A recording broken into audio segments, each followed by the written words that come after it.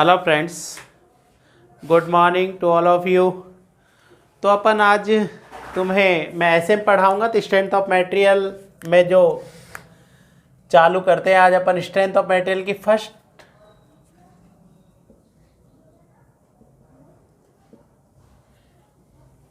Unit first lesson first या कहो कि लेक्चर फर्स्ट। तो स्ट्रेंथ ऑफ मटेरियल में जो है सबसे पहली यूनिट जो है आपका simple stress and strain. Simple stress and strain.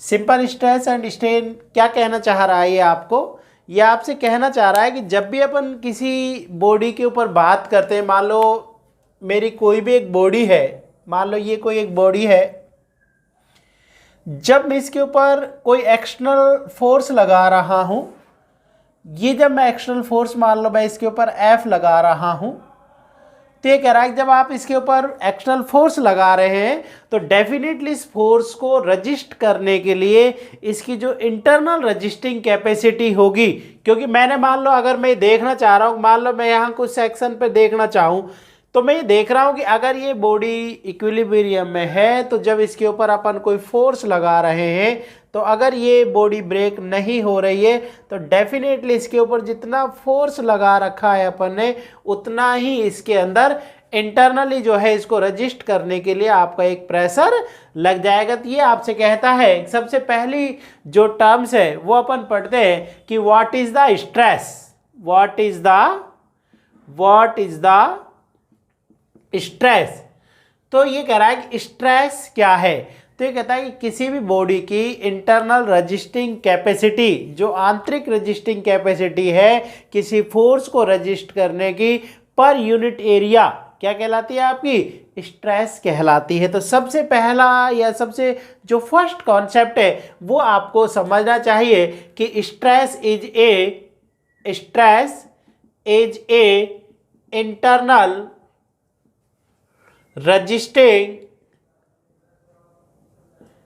Internal resisting capacity of a material per unit area. क्या कहना चाह रहा है? किसी मटेरियल की जो पर यूनिट एरिया जो इंटरनल कैपेसिटी है that is called stress and it is defined by sigma, और जनरली से सिग्मा से वो डिफाइन करता है, and that is defined by sigma. ये कह रहा है कि जो सिग्मा से इसे डिफाइन अपन करते थे। एक तरह से स्ट्रेस जो है सिग्मा जो मेरी है, स्ट्रेस जो सिग्मा है ये किसके बराबर होगी? आपकी फोर्स अपॉन एरिया। तो अगर मैं इसका यूनिट देख रहा हूं, अगर मेरी यूनिट क्या होगी इसकी, तो मैंने देखा कि यूनिट मुझे पता है, फोर्स को मैं न्यूटन में अगर ले रहा हूं तो आपका, और डिस्टेंस को मान लो मैं, एरिया को मान लो मैं mm में ले रहा हूं तो न्यूटन पर mm स्क्वायर हो सकती है। फोर्स को मैं kg में ले रहा हूं तो kg पर सेंटीमीटर स्क्वायर हो सकती है, न्यूटन पर मीटर स्क्वायर आपकी हो सकती है, और भी यूनिट्स आपकी हो सकती है, किलो न्यूटन पर मीटर स्क्वायर आपका, ठीक है ना। तो ये जो है स्ट्रेस की आपकी यूनिट होगी। अब ये कह रहा है टाइप्स ऑफ स्ट्रेस की, भाई स्ट्रेस जो है वो कितना तरह की आपकी होती है। तो ये कह रहा है टाइप्स ऑफ स्ट्रेस। तो ये कहता है types of stress.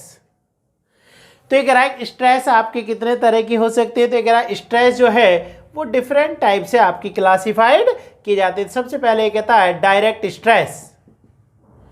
Direct stress, एक तरह से डायरेक्ट स्ट्रेस का मतलब जो सीधे आपके लग रहे हैं किसी बॉडी के ऊपर। मैंने देखा, मान लो ये कोई एक मेरी बॉडी है, ये मेरी कोई एक बॉडी है, ये मेरी बॉडी हो गई, मैं इसको एक तरह से या तो खींच रहा हूं, मैं इसको डायरेक्टली पुश कर रहा हूं या पुल कर रहा हूं, मैंने देखा इस तरह से, या मैं इसको पुश कर रहा हूं। तो मैं देख रहा हूं पुल किया मैंने और मैं पुश कर रहा हूं। मतलब मैं खींच रहा हूं या मैं क्या कर रहा हूं, दबा रहा हूं। तो इस तरह की जो बॉडी के ऊपर स्ट्रेसेज लगती है that is called direct stress. क्या कहलाती है भैया आपका, डायरेक्ट स्ट्रेस। तो अपन ने देख लिया कि जो डायरेक्ट स्ट्रेस है वो दो तरह की आपकी हो सकती है। कौन कौन सी दो तरह की हो सकती है, वो आपका टेंसाइल स्ट्रेस हो सकती है, टेंसाइल स्ट्रेस आपकी हो सकती है। सेकंड कौन सी हो सकती है आपकी, कंप्रेसिव स्ट्रेस, कंप्रेसिव स्ट्रेस। तो अपन ने ये देख लिया कि जो टाइप्स ऑफ स्ट्रेस में जब अपन बात कर रहे हैं तो डायरेक्ट स्ट्रेस जो है वो दो तरह से अपन ने क्लासिफाइड कर ली, टेंसाइल स्ट्रेस और second one is compressive stress. आगे ये बात करता है आपसे सेकंड जो है, ये कहता है शियर स्ट्रेस, शियर स्ट्रेस। ये कह रहा है शियर स्ट्रेस कैसी होगी, ये कहता है कि कोई भी एक बॉडी जो है, मान लो मैंने कोई एक बॉडी देखा, इसकी सरफेस पर जो आपका या इसके जो है ये जो इसकी सरफेस पर जो स्ट्रेस लग रही है that is called shear stress. तो अपन अगर वन बाय वन करके इनका फिगर भी देखना चाह रहे हैं तो that is shear stress. Next अपन देखना चाह रहे हैं, ये कहता है bearing stress. Third one is क्या हो गई आपकी, बियरिंग स्ट्रेस। नेक्स्ट बात किया कि भाई bearing stress, bearing stress, bearing stress कैसी स्ट्रेस होगी, ये कहता है कि कोई भी मान लो दो बॉडियां, मान लो ये एक बॉडी हो गई आपकी वन, बॉडी नंबर वन आपका हो गया body number one, body one और बॉडी नंबर टू। मान लो कोई एक बॉडी आपकी ये हो गई, ये एक दूसरे के बिल्कुल आपका ऊपर नीचे रख, जैसे एक के ऊपर अपन कोई दूसरी चीज को रख देते हैं ना, ये बॉडी नंबर टू। तो इनका जो कांटेक्ट एरिया होगा, जो जहां पर ये कांटेक्ट में आई है, तो इस कांटेक्ट एरिया पर ये जो कांटेक्ट एरिया है, contact area per unit area पर जो स्ट्रेस डेवलप हो रही है दैट इज कॉल्ड क्या है, बियरिंग स्ट्रेस। तो ये जो स्ट्रेस कहलाएगी, कौन सी स्ट्रेस कहलाएगी आपकी, बियरिंग स्ट्रेस। नेक्स्ट स्ट्रेस वो बात करता है, फोर्थ नंबर देखा, ये कहता है कि bending stress, bending stress. Bending stress क्या होगा, ये कहता है कि कोई मैंने एक बॉडी देखी, मान लो कोई मैंने कोई भी एक वस्तु देखी या कोई भी एक स्ट्रक्चर देखा, मान लो मैंने कोई बीम ही ले लिया, मान लो मैं कह रहा हूं कि इसके ऊपर ये मैंने सपोर्ट्स के ऊपर लगा दिया, यहां इसके ऊपर मैं लोड लगा रहा हूं W। मान लो मैंने W लोड लगाया तो ये जो बॉडी है अब मान लो इस तरह से डिफ्लेक्ट हो रही है, आपका ये बॉडी इस तरह से डिफ्लेक्ट हुई, तो ये जो स्ट्रेस आपकी आ रही है इस बॉडी के अंदर that is called bending stress. तो ये जो स्ट्रेस होगी कौन सी स्ट्रेस कहलाएगी भाई, बेंडिंग स्ट्रेस, बेंडिंग स्ट्रेस। तो अपन ने देख लिया कि जो कुछ जो स्ट्रेसेज है उन्हें अपन निम्न तरह से क्लासिफाइड कर सकते हैं। पहला डायरेक्ट स्ट्रेस था, डायरेक्ट में दोनों तरह की होगी, टेंसाइल स्ट्रेस और कंप्रेसिव स्ट्रेस। नेक्स्ट आपका शियर स्ट्रेस हो गया, सरफेस के ऊपर लग रही है पर यूनिट एरिया पे। नेक्स्ट वो कह रहा है बियरिंग स्ट्रेस, कांटेक्ट एरिया पर जो लगने वाली कोई भी दो बॉडियां कांटेक्ट में आ रही है तो इनके कांटेक्ट एरिया पर लगने वाली स्ट्रेस जो है बियरिंग स्ट्रेस। और जब मैं किसी बीम को या किसी स्ट्रक्चर को कुछ कहीं सपोर्ट्स के ऊपर लेकर अगर उसके ऊपर लोड लगा रहा हूं तो जो स्ट्रेस डेवलप होगी वो कहलाती है आपकी बेंडिंग स्ट्रेस। और नेक्स्ट जो है टेम्परेचर स्ट्रेसेज, आगे पढ़ेंगे इसको भी। नेक्स्ट आपका क्या है, टेम्परेचर स्ट्रेसेज, टेम्परेचर स्ट्रेसेज। तो अपन ये देख रहे हैं कि ये अब अपन जब आगे पढ़ेंगे, देखो ये direct stress, shear stress, bearing, bending, ये सब स्ट्रेस जो है उस बॉडी के एरिया पर, क्रॉस सेक्शन एरिया पर डिपेंड करते हैं। लेकिन जब मैं टेम्परेचर स्ट्रेस का देखता हूं, जब मैं आगे जाके पढ़ूंगा, तो टेम्परेचर स्ट्रेस बॉडी के सरफेस या एरिया के ऊपर या क्रॉस सेक्शन एरिया के ऊपर डिपेंड नहीं करती है। ये कुछ थर्मल कॉफिशिएंट के ऊपर, उस मटेरियल का थर्मल कॉफिशिएंट क्या है, उस कॉफिशिएंट का, उस मटेरियल का जो है यंग मॉडुलस क्या है, कितना टेम्परेचर इंक्रीज किया है, उन सब के ऊपर आपके डिपेंड करेगी। तो अपन ने देख लिया, अभी देखा कि what is the stress, stress क्या है। तो कहता है कि किसी भी बॉडी के अंदर जो है जब आप लोड लगा रहे हैं, एक्सटर्नल लोड अप्लाई कर रहे हैं, तो पर यूनिट एरिया पर जो लगने वाली जो इंटरनल रेजिस्टिंग कैपेसिटी है दैट इज कॉल्ड स्ट्रेस। और इसकी जो यूनिट है फोर्स अपॉन एरिया से न्यूटन पर एम स्क्वायर, केजी पर सेंटीमीटर स्क्वायर या न्यूटन पर मीटर स्क्वायर होगा। टाइप्स ऑफ स्ट्रेस जो मेरी है वो आपकी 5-6 तरीके, 2, 4 और 5 तरह से मेरी क्लासिफाइड्स आपकी हो गई थी। नेक्स्ट मैं बात करता हूं कि what is the strain, what is the strain. Next इसने कहा कि what is the strain, what is the strain. Strain क्या है, देखो क्या कहना चाह रहा है कि स्ट्रेन क्या होगी।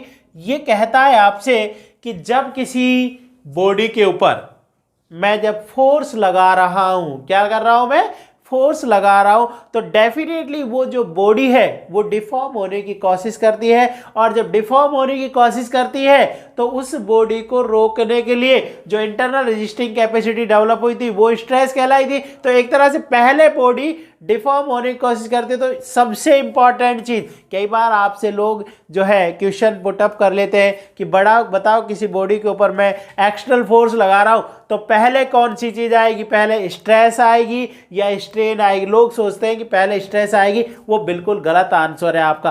पहले डेफिनेटली आपकी स्ट्रेन डेवलप होगी, जब स्ट्रेन डेवलप हो रही है तो उसके बाद फिर आपका रजिस्टिंग कैपेसिटी जो है स्ट्रेस आपका डेवलप होगी। तो what is the strain, strain क्या है। तो पहली बात तो ये समझ हो गई कि भाई first develop in a body before stress, या ये कहो कि स्ट्रेन जो है, स्ट्रेन किसी बॉडी में,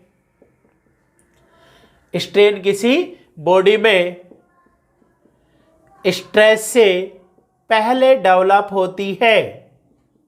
डेवलप का मतलब यहां पर उत्पन्न होना, पहले डेवलप होती है, मतलब ये आपको कॉन्सेप्ट क्लियर होना चाहिए। तो स्ट्रेन आपका क्या हुआ, ये आपसे कहता है एप्सिलॉन से इसको डिनोट करते हैं, एप्सिलॉन से इसको डिनोट करते हैं। ये आपसे ई नहीं है भाई, ये एप्सिलॉन है ना, एप्सिलॉन से इसको डिनोट करते हैं। तो स्ट्रेन आपका क्या होगा, ये कहता है कि it is the ratio of, it is the ratio of, ratio of change in dimension, change in dimension to original dimension of a body when external load are applied on the body. क्या कहना चाहा इसने कि जब किसी body के ऊपर मैं एक्सटर्नल लोड लगा रहा हूं तो उस लोड को लगाने के बाद जो change in direction to original direction का जो रेशो आया है दैट इज कॉल्ड स्ट्रेन। तो वो जो रेशो होगा वो आपका स्ट्रेन कहलाएगा। तो एक तरह से स्ट्रेन जो है क्या कह रहा है, ये change in dimension, change in dimension to original dimension, change in dimension to original dimension. तो एक तरह से अब मैंने इसका यूनिट देखना चाहा कि भाई यूनिट क्या होगा आपका।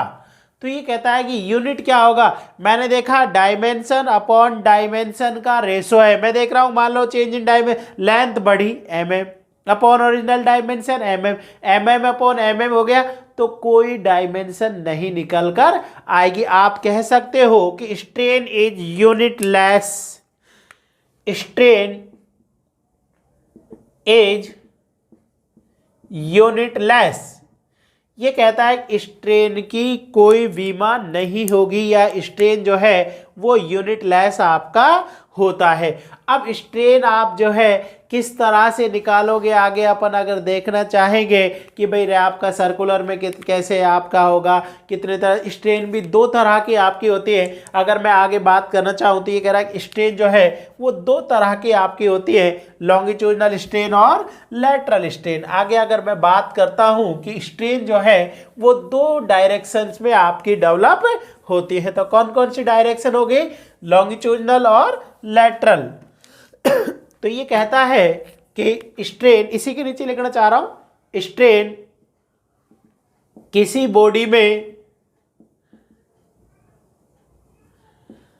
लोड लगाने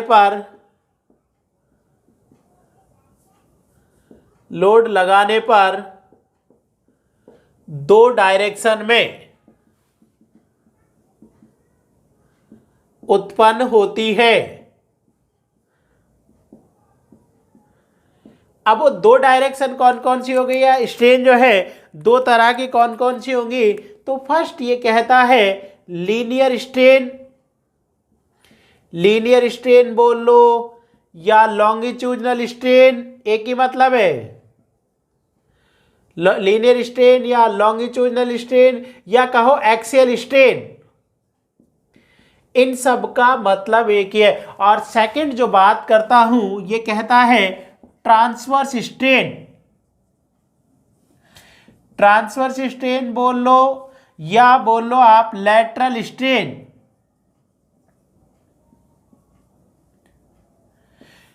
तो ये स्ट्रेन कैसे आपकी होती है, लॉन्गिट्यूड लीनियर क्या होगी, ट्रांसवर्स क्या होगी, ये सब अपन अगले लेक्चर में बात करेंगे। Thank you.